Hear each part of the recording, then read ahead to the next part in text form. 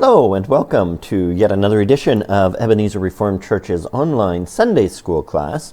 We continue to look at the issue of learning from the example that were provided by the authors of the New Testament epistles, and more particularly with the example that they provide for us in terms of communication.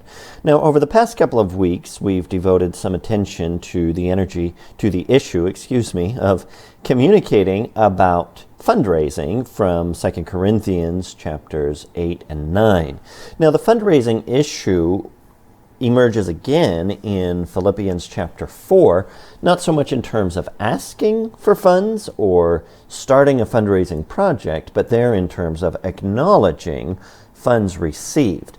But as we've been focusing on 2 Corinthians, instead of concluding everything that is to be said on fundraising by jumping ahead to Philippians 4, I thought it would be better to stick within 2 Corinthians. And so at this point we've worked through chapters 1 through 9, not exhaustively, not really in detail, but simply drawing out from those chapters what we can learn from them about the issue of communicating, especially communicating in times of conflict. And the fundraising issue in some ways was sort of a parenthesis to that, but it was relevant because it does teach that Paul was able to do more than one thing at a time, and also it teaches that the fact that there is conflict does not invalidate, does not cancel, does not dominate and take over every element of a relationship between Christians. There might be conflict in one area, and yet you're still able to work together productively in another area. But when we come to 2 Corinthians chapter 10, it's very clear that Paul is now turning to address a source of conflict or controversy. And here I think it would be most correct, most appropriate to characterize the particular element of controversy or conflict that he's bringing up under the heading of misunderstanding or misapprehension. And the reason I say that is that the background to what Paul says in 2 Corinthians 10 and 11 is based on misrepresentations that had been made about him by others to the Corinthians. In other words, Paul is not working in a vacuum, and Paul is not the only teacher from whom the Corinthians have heard. And of course, this continues to be true in our churches today. There's very few people who hear only from the pastor or only from the pastor and Sunday school teachers of the particular congregation to which they belong. We're exposed to teaching from a variety of different sources. A lot of times this is tremendously beneficial. The Corinthians had benefited not only from Paul, but also from Titus. And there was nothing wrong with that. That was good. But there is then the issue of what if people are being influenced by, what if they're hearing from those who are not in agreement, those who sow discord, those who sow division, those who teach false doctrine, or, as is happening here, those who slander, those who misrepresent, those who bear false witness. And so Paul addresses us, or what we learn from the example of Paul, better stated, what we learn from the example of Paul in 2 Corinthians 10 and 11 has to do with the issue of communicating with Christians who have a misapprehension about you. They've gotten the wrong idea. And because they've gotten the wrong idea, there's reserve, there's suspicion, there's hostility. Now, in this particular case, they had gotten the wrong idea due, at least in part, to what you would call malicious gossip. But that's not to say that that's the only way that somebody could get the wrong idea. It can be that the interface between the two of you is just not great. It can be that somebody only partially heard. It could be that you meant to say one thing and a different thing came out. That also happens. And because of that, there's a misunderstanding.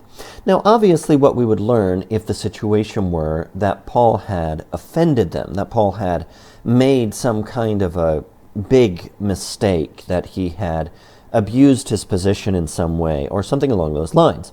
Obviously, at that point, you would be learning a different set of lessons about how to approach Christians that you had legitimately offended.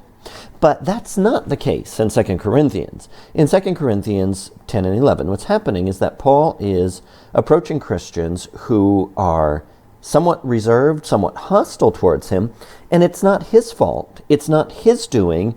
It's due to the intervention of third parties, and perhaps also due to just the fact that Paul had been gone for a while. That certainly contributes. And then maybe also due to some extent to the weakness of the Corinthians, that they were allowing themselves to be influenced to an inappropriate degree. So with all of that by way of background, in 2 Corinthians 10, you can tell that there's a change of subject. The end of chapter 9 was thanks be to God for his unspeakable gift. That clearly puts a conclusion to that particular section with rejoicing and thanksgiving. And then in chapter 10, where he says, now I, Paul, myself, am pleading with you by the meekness and gentleness of Christ. You can hear that the tone has changed. You can hear that the subject has shifted. And the solemnity of that. Now I, Paul, myself, am pleading with you. There's a tremendous emphasis on there. He's reminding them of who he is. And he's approaching them in a very serious, a very earnest way. And he pleads with them by the meekness and gentleness of Christ. And he adds, who in presence am lowly among you, but being absent am bold toward you. But I beg you that when I am present, I may not be bold with that confidence, by which I intend to be bold against some, who think of us as if we walked according to the flesh. Now, in those statements, there's several different things embedded. First of all, as already noted, of course, there's this tremendous seriousness. There's this tremendous earnestness. But then you notice also there's a gentleness to it. He's pleading with them, and he's pleading with them by the meekness and gentleness of Christ.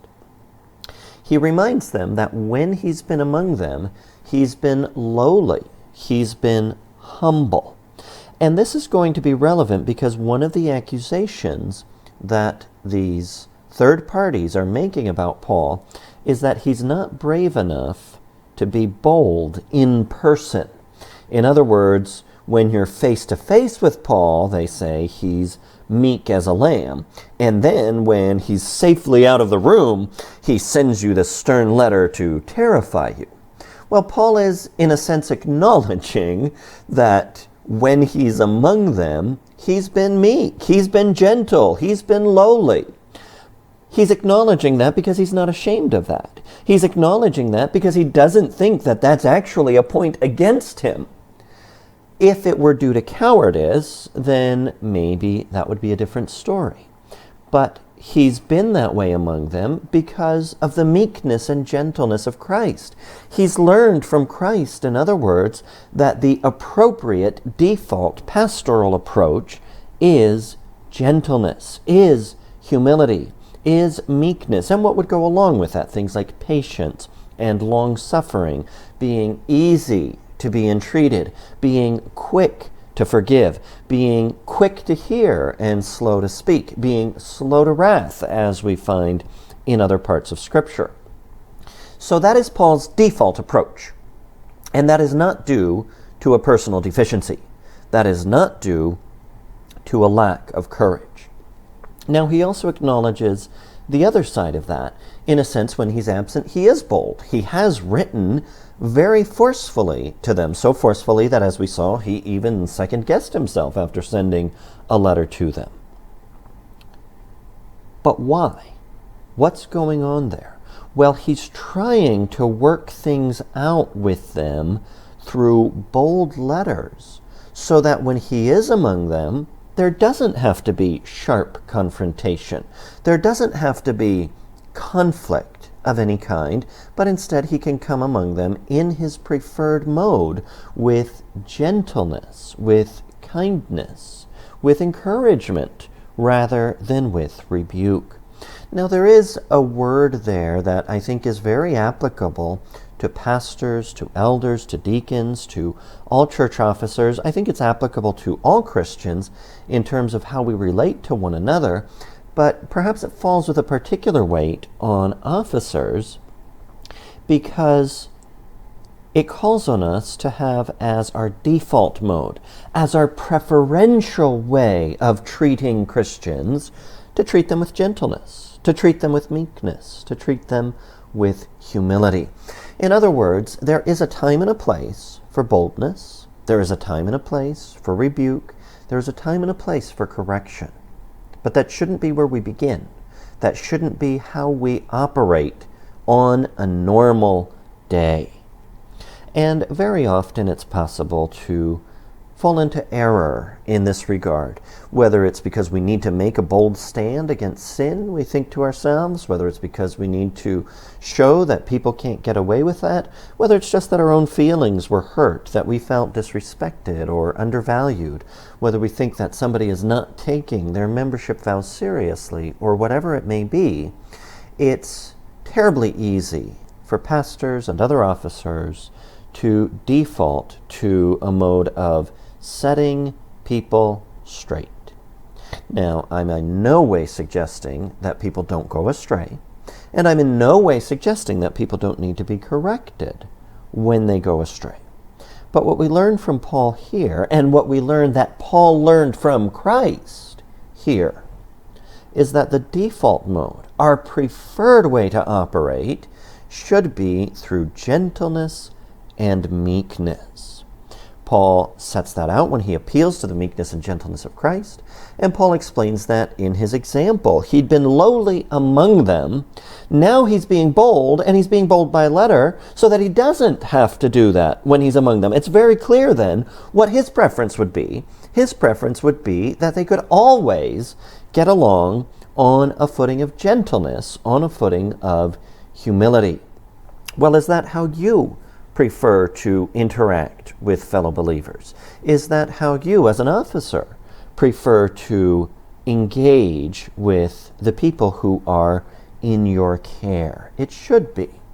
Now, at the end of verse 2, Paul says that there are some who think of us as if we walked according to the flesh. In other words, that's what's behind that allegation that Paul is fierce and terrifying in letters, but a total pushover in person. They thought that that was due to sinfulness. They thought that that was due to the predominance of the element of the flesh in him, where you see that the flesh is not just things like gluttony or lust, but that the flesh includes being governed by worldly principles, which would even include the principle of cowardice, of being two-faced, of being nice when you might get pushback, and of saving the sternness for when you're safely at a distance.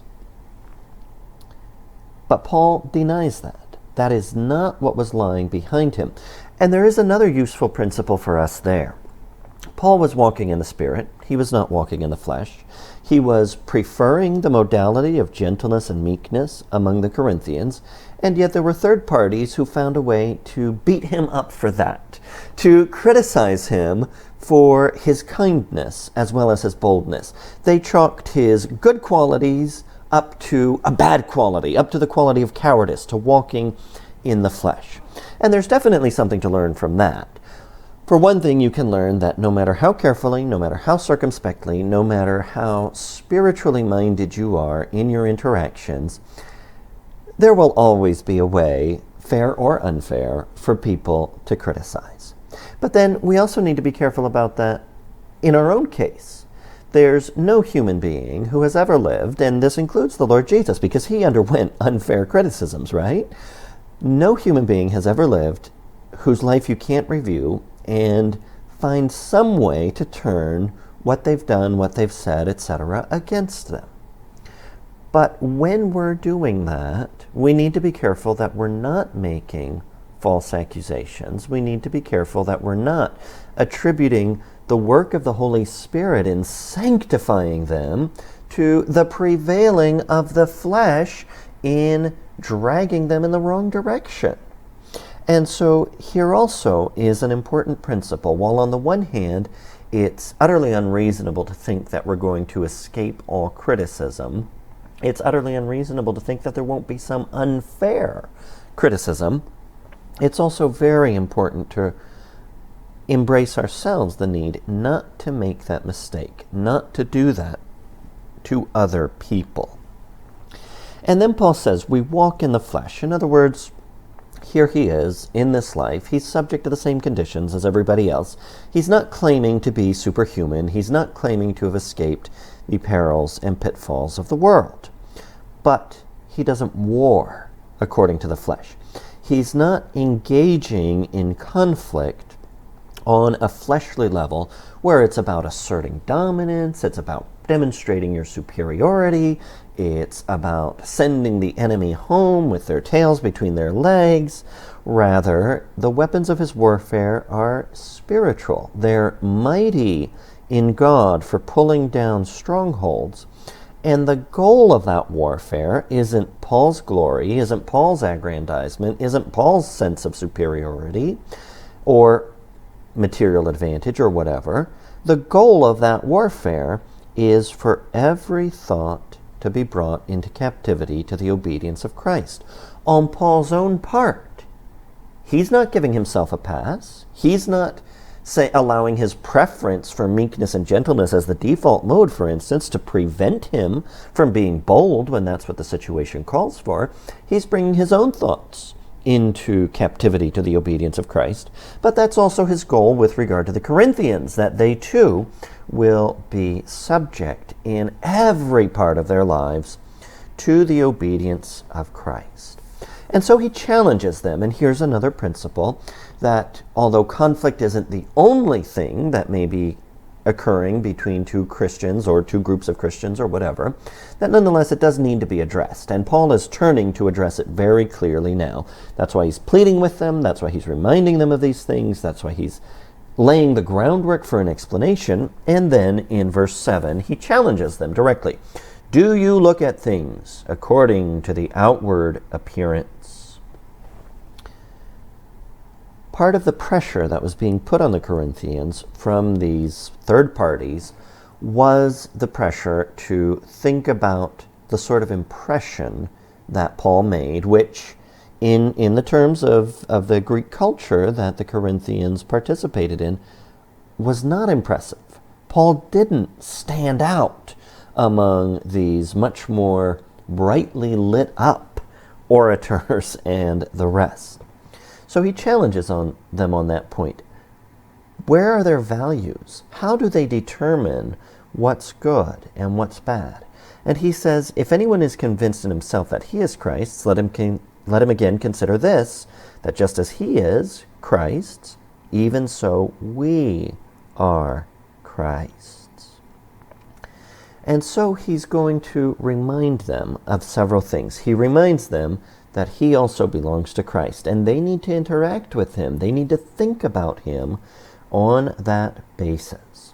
He reminds them that he has authority, for even if I should boast somewhat more about our authority, which the Lord gave us for edification and not for your destruction, I shall not be ashamed. In other words, he has the freedom and the responsibility to act with regard to the Corinthians. But you notice that he reminds them again that his authority is not for their destruction, it's for building them up. And this is a very important principle, I think, for Paul in his conflicts with other believers.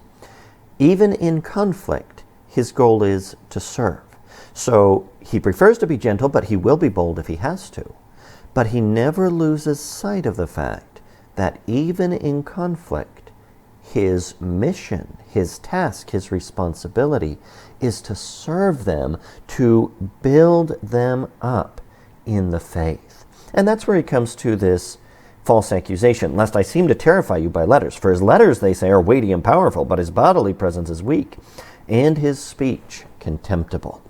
And then Paul gives sort of a warning. Let such a person, somebody who would say that kind of thing, consider this, that what we are in word by letters when we are absent, such we will be also indeed when we are present. And there Paul sort of brings it down to the bottom line. If he can't fix things by letters, he will come and visit them, and he will address matters in person. The reality exists that they might not enjoy that visit. Now, Paul doesn't want to do that. He will be sad if he's forced to do that. But if they leave him no option, he is able, he has authority to do that for their edification. That can sound like a threat, and in a sense it is. But remember how he began, I am pleading with you.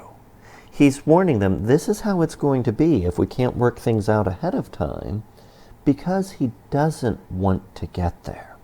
Well, there you see a very important principle with regard to conflict or with regard to church discipline. The goal of church discipline is remedial, it's restoration, it's healing. And so you're patient, you're gentle, you're kind, but you do have to be clear about these are the consequences if you continue, if the person in question continues down this road. So what do we learn from Paul here, very quickly summarizing because time is already gone? Well, we learn that he would prefer to be meek and gentle. We learn that while he has authority to act, he remembers that he's supposed to use that for edification. We learn that he tackles the sources of controversy head on. We learn that he diffuses misunderstanding. But we also learn that it's not just up to him to fix the conflict. If the Corinthians don't participate, if they don't pitch in and help, then there is going to be an unpleasant visit. Because although Paul preferred meekness and gentleness whenever possible, if he needed to be bold, if he needed to be, shall we say, a little terrifying, then that was an option he knew how to deploy for the glory of Christ, for the purpose of bringing every thought captive to the obedience of Christ, and for the edification of the Corinthians. Well, I hope this a little bit too long lesson has been of some edification for you as well. Lord willing, we will return to 2 Corinthians again next week. God bless you.